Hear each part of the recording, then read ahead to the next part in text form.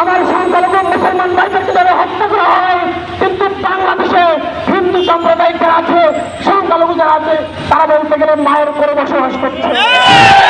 কিন্তু আপনারা যেভাবে দাঙ্গা সৃষ্টি করছেন, একবার যদি বাংলাদেশের 92% মুসলমানকে বোঝায়, এই দেশে আপনাদের বসবাস করা কঠিন হয়ে যাবে। কিন্তু আমাদের আজকের যে আন্দোলন, আমাদের যে সংগ্রাম, এটা কোনো সাধারণ হিন্দুদের বিপদে নয়, কোনো সাধারণ হিন্দুদের জন্য নয়। একমাত্র সংগ্রাম সংগঠন খ্রিস্টানকে নিশ্চিত করার জন্য আমাদের আন্দোলন চলছে, চলবে ইনশাআল্লাহ। আমার আলহামদুলিল্লাহ। আসসালামু আলাইকুম ওয়া রাহমাতুল্লাহ।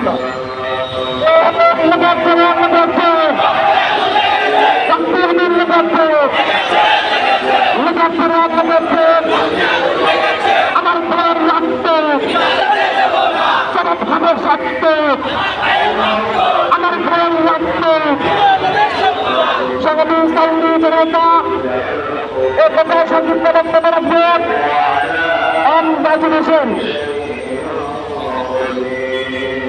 আসসালামু আলাইকুম ওয়া রাহমাতুল্লাহি ওয়া বারাকাতুহু।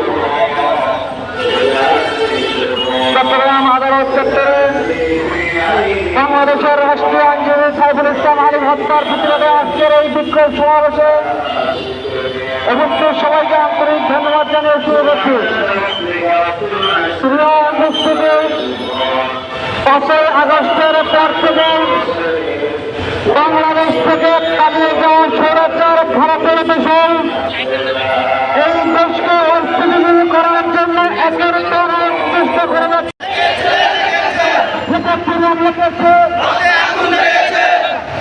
আমার